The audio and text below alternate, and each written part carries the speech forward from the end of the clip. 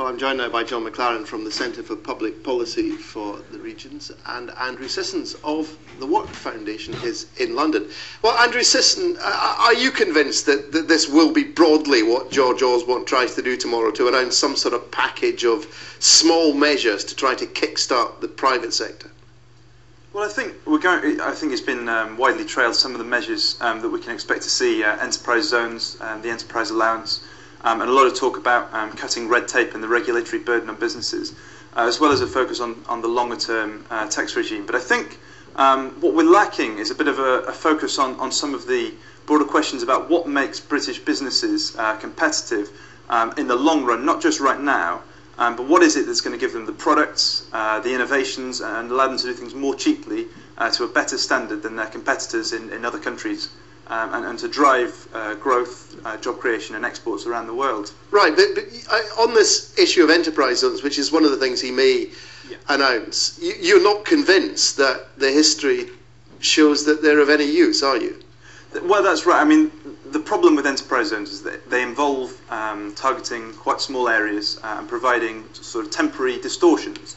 They're not really long-term measures that influence the performance of the economy in the long term. They just provide an uneven playing field to try and get businesses into a certain area at a certain time. Now, what we'd prefer to see is, rather than focusing on those sort of short-term bribes, if you like, the government focus on what can we do in the long term, so that in 5 years or 10 years we have businesses that come into the sites and stay in the sites, crucially, so that the jobs aren't lost 5 or 10 years down the line.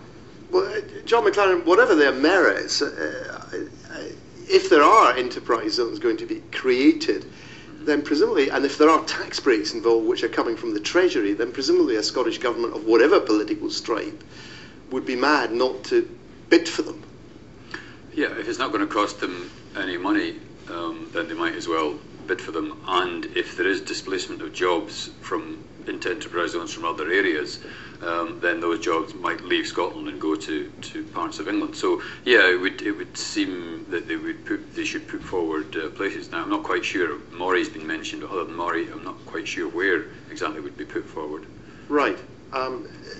What are these measures, Andrew Sissons? You don't like enterprise zones, but you talked about long-term measures. What could George Osborne do you think, realistically? Well, I think what he needs to start doing is we need to not focus so much just on the short-term measures, the pots of cash that can be dished out now, but think more about 5 or 10 year strategies. Now, one thing that was highlighted in your video was the lack of a comprehensive growth strategy to try and look at where jobs and where growth is going to come from. And we haven't seen enough of that today, and I'm hoping that we're going to see the results of the growth reviews in some of the key sectors the government has been working on. Okay, but you identify where you think growth's come. Sure.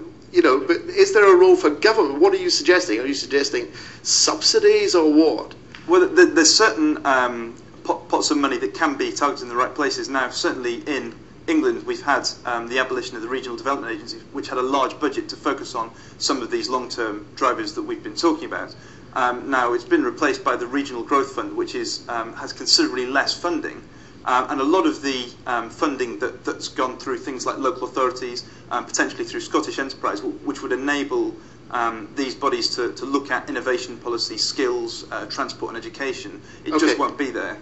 Now, the good news here is you've just done a study, haven't you, which concluded that GDP per capita in Scotland, which was lagging the rest of the UK quite substantially a decade ago, has caught up.